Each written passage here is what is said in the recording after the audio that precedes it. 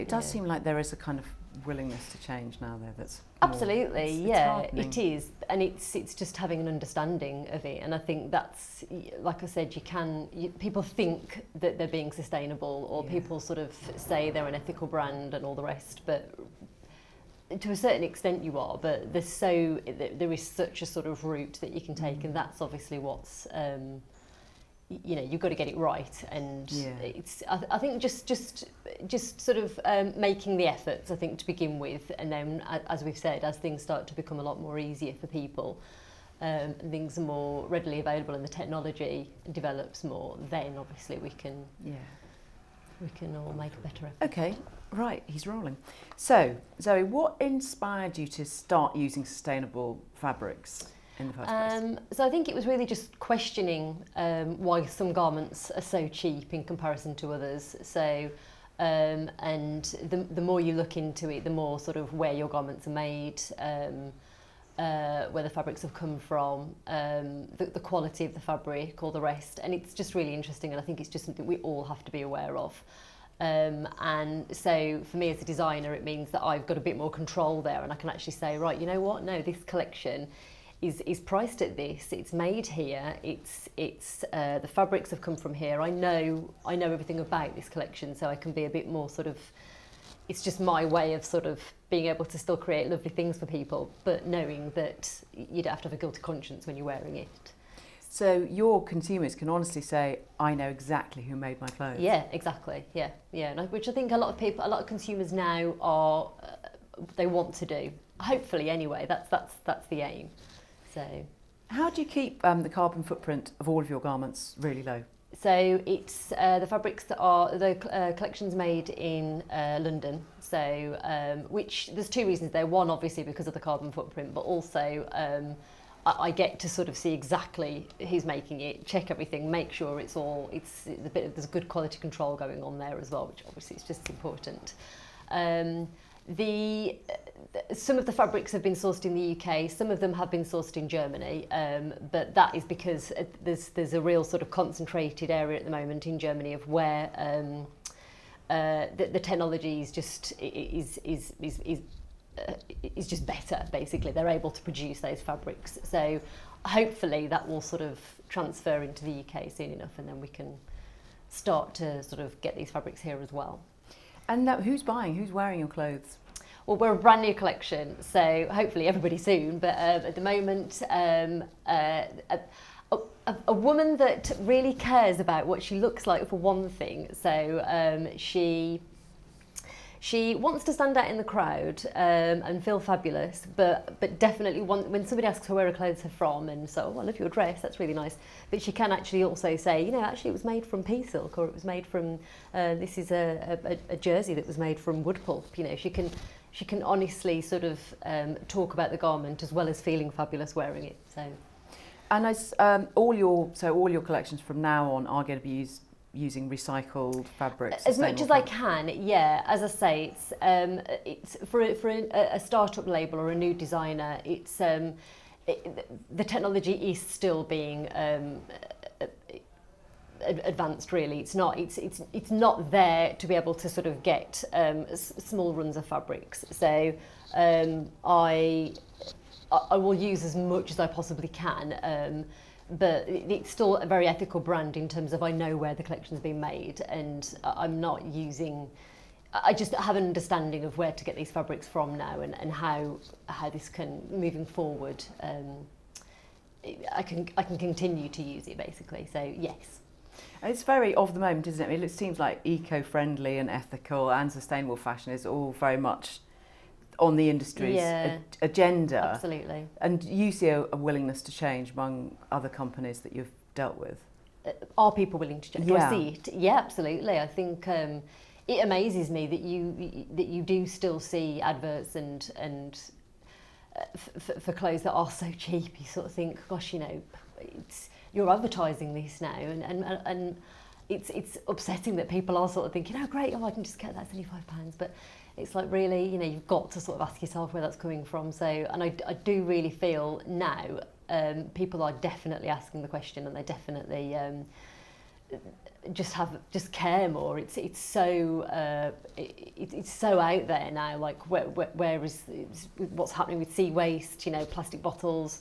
So generally, people are trying to make more of an effort. So hopefully that transfers to their wardrobe as well as, you know, just drinking out of a plastic water bottle. They're also thinking about their garments as well. So, would you say that your pieces are an investment? So they're more expensive, but they're more expensive for a reason? Yeah, exactly. I haven't just sort of put a price point on and said, oh, I want this to be a luxury garment, therefore it's going to be such and such price. No, there is obviously a clear production line of where the fabrics have come from, how they're made, where they're made, and the detailing as well. You know, it isn't just a quick dress that you could easily replicate. There's a lot of thought that's gone into it. And the style of it, the pattern pieces, everything, and it all transfers the costs of that. So yeah, no, they're luxury items, but they are an investment piece, and it's something that I think if somebody buys something, they know that they will still be able to wear that in 10 years' time. You know, the quality is going to be there, and the style is a classic style. So do you think we're moving away from that, the sort of seasonal fashion? Yeah, I think people are always still, unfortunately, going to you're still going to get high streets that will clearly just try and stick to trends and seasons, but no, I think it's important to just not look at seasons.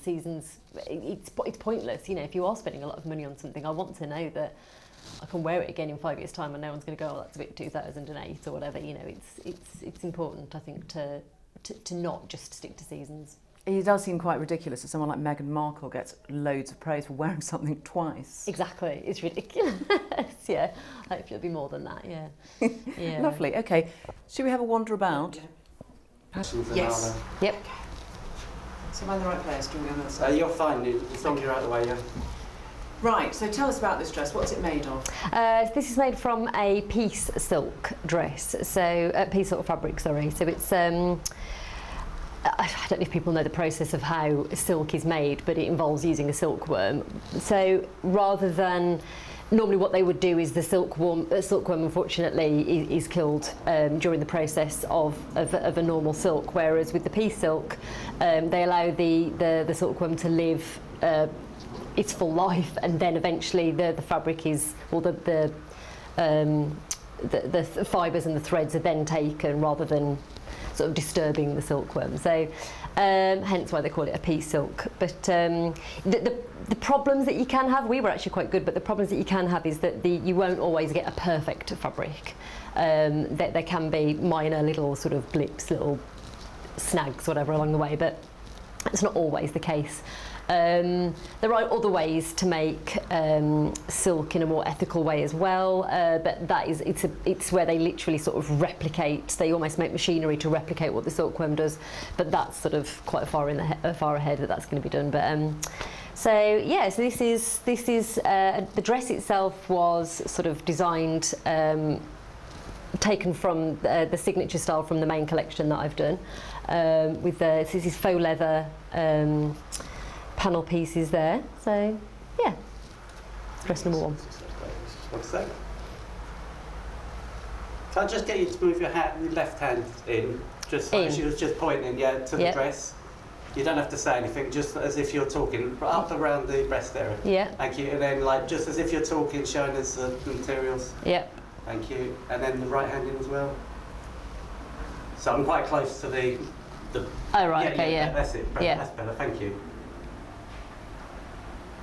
Just move around as if you're talking with the hands. Okay, yeah. And pointing bits out, just.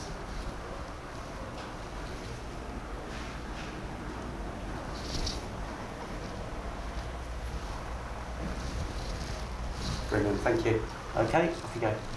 So this very heavy looking dress here, what's that made of? So this is actually made from sea waste, believe it or not. So it's a regenerated nylon. So what they do is they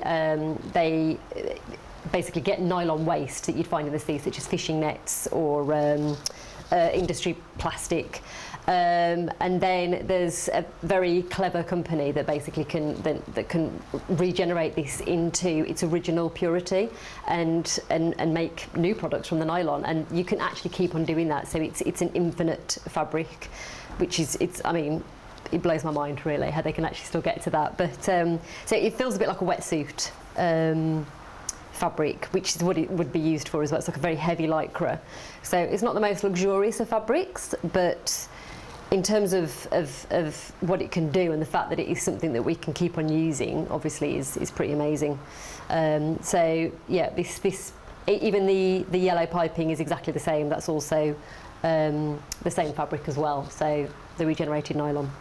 It looks like it could be sportswear as well. Yeah, it is. It's normally used for sportswear. So we were involved in a project where we were commissioned to make a collection that was specifically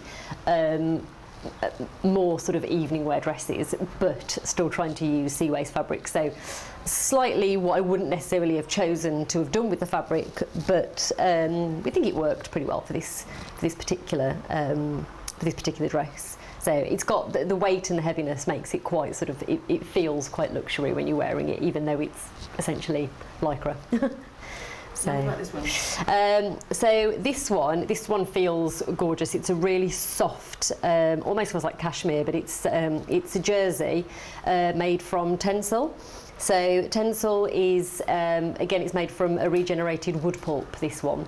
So, and it's actually the most environmentally friendly regenerated fabric that you can actually buy. So it's the actual fibres are grown on eucalyptus farms, and they don't use any pesticides to grow them. So again, it's just the process, every little detail along the way of the process of getting where we've got with this fabric is thought about to make sure that it is environmentally friendly.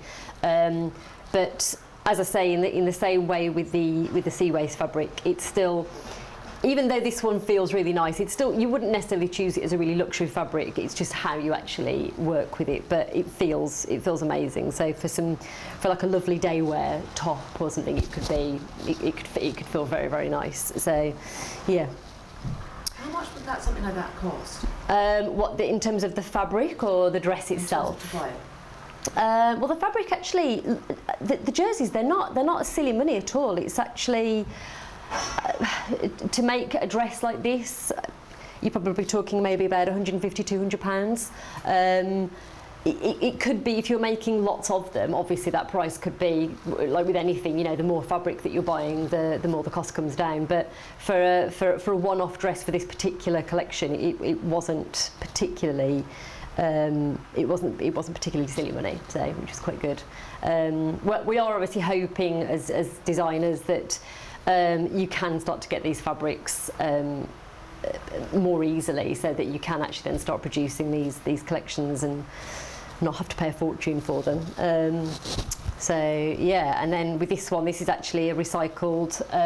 This is made from recycled fabric, so. Other clothes. Again, it's the technology and how they get to this is pretty amazing. But they're able to basically break down the original fibres and start the whole process again. So that if people are throwing clothes away, obviously we don't want them to do that. But you are finding recycled polyesters that you can then just recreate into brand new clothes. They live again. Brilliant. Yeah, if you can just point along like you was doing earlier. And take your hand out. Brilliant. Okay, thank you.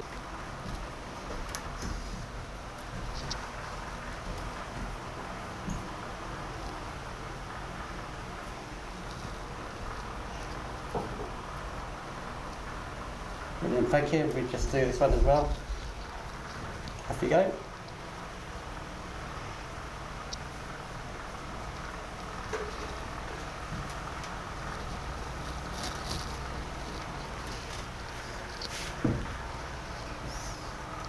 Thank you. That was in 2013, so... Yeah, I can't think of what it was called. I worked previously with a piece silk scarf brands who were made in Thailand. But I'm just trying to be respectful to what them, but it was quite a while ago. Yeah. I can't think. hate talking. I filmed it for you. Literally hate talking. Just really the hard. drivel that comes out of your mouth. I think everyone does it. Yeah. It's just not something I enjoy doing, but anyway.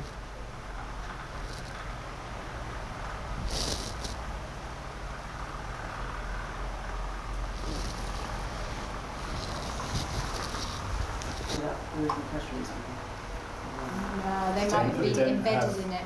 We don't have the. They're not. They're not pack shots, though, are they? They're on the robot. No. Yeah, that's. Could we do pack shots? Can you? Is there a studio here that you could do? Not here, no.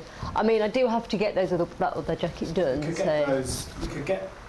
You mean the cutaway ones? Yeah, just Yeah. We could get some. We could get some of those done quite quickly.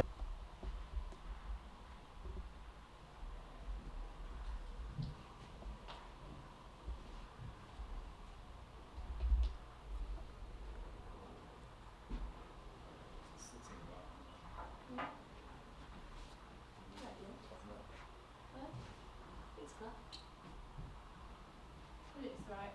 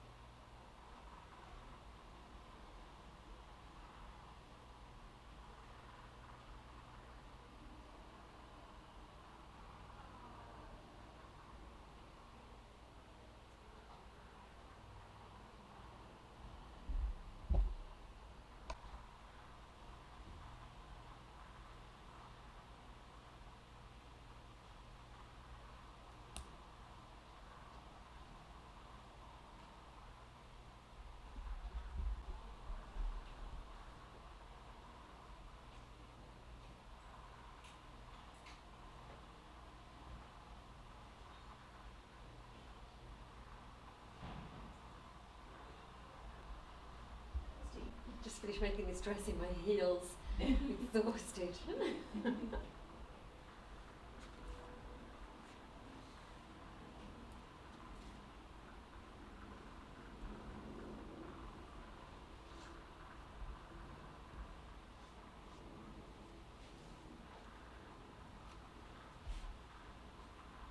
Just 1 second.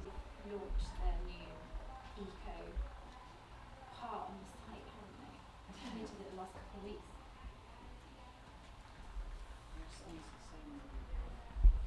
Yeah, I'm sure. If you just do the hem again for me, please. Yeah. Yeah. Thank you very much. Yeah. Yeah.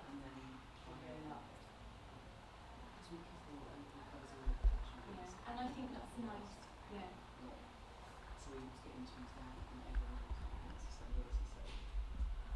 Who else have you interviewed? Not me personally, but my colleague in Paris has done and also Brilliant. Thank you very much. Yep.